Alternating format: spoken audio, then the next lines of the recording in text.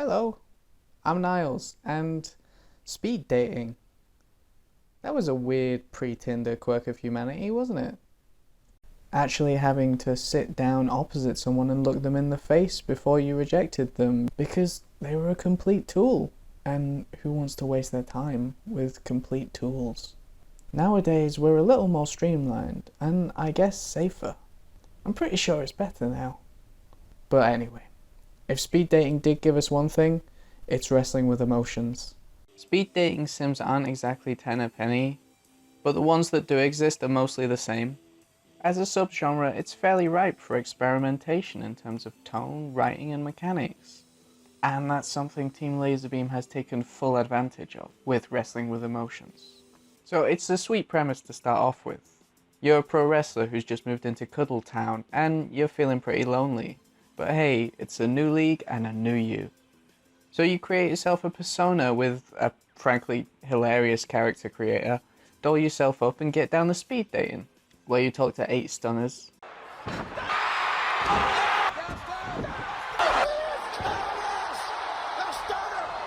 answer a couple of questions, ask one, and choose your fave 3 of the evening. The one who likes you the most takes you to the ring for an incredibly suggestive wrestling match.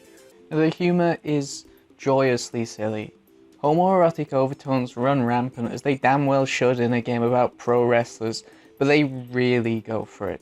The double meanings hit you with all the subtlety of the entire Attitude Era.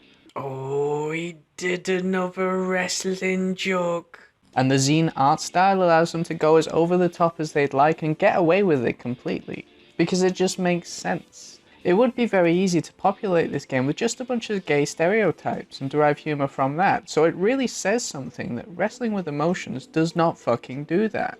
Making them wrestlers is such a smart idea because it means each character has a thing, and that thing is a wrestling gimmick, and nothing else. I can think of maybe one character whose name is overtly defined by an aspect of his sexuality. And even then, past that point, the writing doesn't really play up to that. Look, comedy is hard, and gay comedy is arguably even more complicated, because there are so many different ways you can fall into the trap of a person's identity as gay, or just the fact that they're a member of a certain community being the actual joke. What wrestling with emotions does so brilliantly is it normalizes homosexuality. Everyone is gay, and because of that, the humour is derived from the visuals, the wordplay, the music, other things. Because he is gay is never the punchline. That would be incredibly lazy, and there is nothing about wrestling with emotions that is lazy. Gosh, that was a lot of words, wasn't it? Back to other good things about the game. The music is fucking awesome. Each wrestler gets their own theme, every single one of them well produced, funny, and appropriate, while the synth rock wraparound tracks are arguably even better. And the system they have in place for the other wrestlers to decide how much they like you feels genuinely nuanced. Numerous times I've been completely surprised by who liked me the most out of my final 3 picks. And all of that just seems to add to the social anxiety you feel when you play the game again and again and again. It just builds and builds, and it's really fucking cool, actually. I don't know why, but it is. And there's just so many nice little touches, filling in the little feedback sheets at the end of each date. The fact it gives you a little pile of different stickers to put on the paper. And of course that joyous moment when you realise that if you hold down the mouse button, you can just keep drawing. And you can draw whatever you like on the sheet. And you can draw on the desk, and it'll stay there.